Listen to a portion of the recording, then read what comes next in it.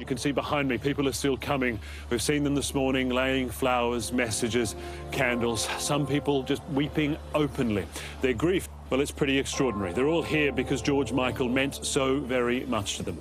They all want to know why he died at such a young age. He would constantly have this fear of dying young. He said, I know I'm going to. I said, why do you say that? And he said, I don't know, I just know it.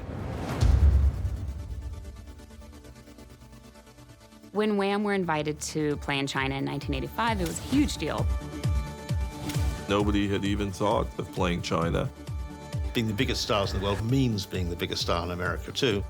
My partner said, well, maybe we could find a gimmick. Maybe we could make you the first Western pop group ever to play in communist China.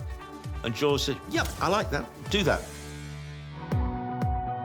When the concert took place in Beijing, there were over 118 television crews from around the world. I think it's the biggest accomplishment of the legacy of Wham was to go to China and do the Freedom video and the Freedom song. No other Western artist had performed in China.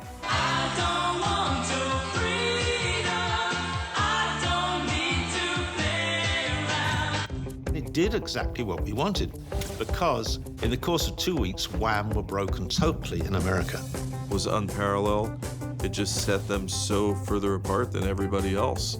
They were real, true innovators.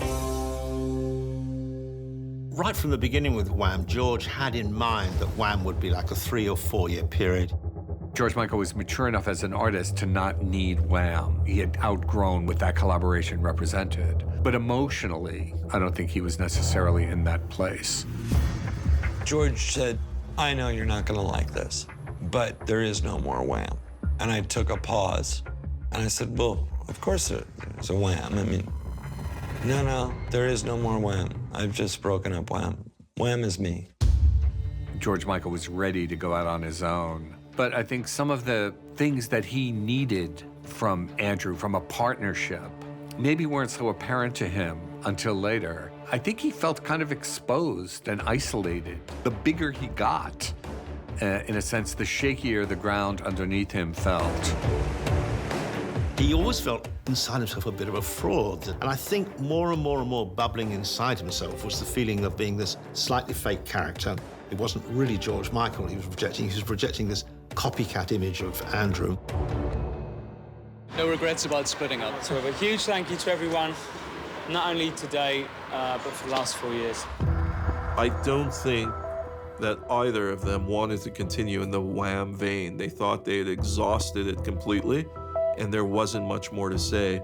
Are you jealous of his solo success? Don't mention the solos. No, I feel I'm a big part of it, you know. Actually, we did write the record together.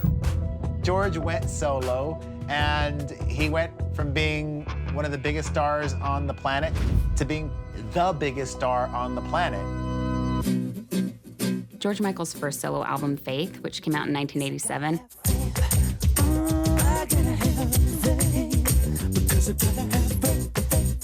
was a breakthrough, you know, a dramatic breakthrough. Then he does something very bold and very brave. In Faith, he releases I Want Your Sex. And that was the moment where he was like, I've got the world's attention.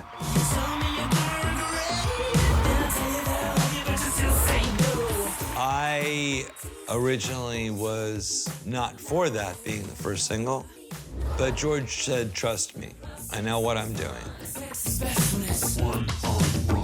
He wanted to let everybody know that I Want Your Sex wasn't about not being responsible for sex, but about being with one person. that single was banned in the UK and the US for a little while. They changed it to I Want Your Love when they were playing it on the radio.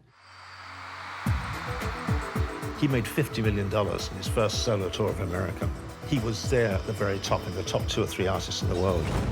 Every city we went to was sold out. At the end of each show, the fans were left breathless from this experience of the Faith show that they had just witnessed.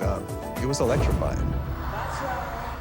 We had 5 #1 hit singles on that record. I Want Your Sex, Faith, Father Figure, Monkey. Kissing a Fool, One More Try.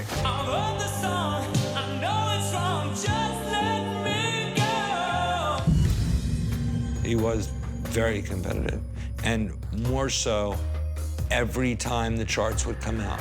Did we go to #1? And did we jump this artist? Did we knock Michael Jackson and Prince down? Yes. He was all about winning. George didn't want to hang backstage and socialize. He just wanted to go back to the room and be alone. And I think that time alone was just something that would wear on him day after day. There was a tortured soul inside.